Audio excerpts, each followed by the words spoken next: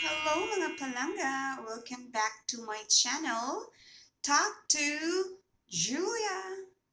Today's lesson, we will talk about on how to use say in a sentence. Are you ready? If so, let's get started. First, we use say when we ask about language.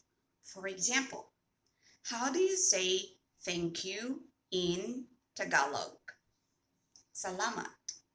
How do you say thank you in Indonesia? Terima kasih. Right? Second, we use say when we report someone's words or sentence.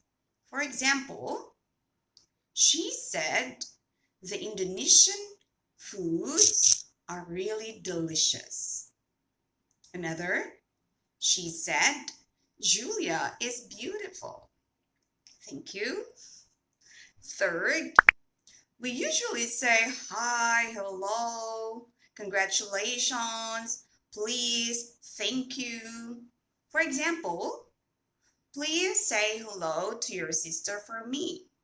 Another example, did you say thank you to Miss Julia? So those are so easy to use. Do you find it interesting? If so, why don't you comment down below and smash the notification bell to keep updated.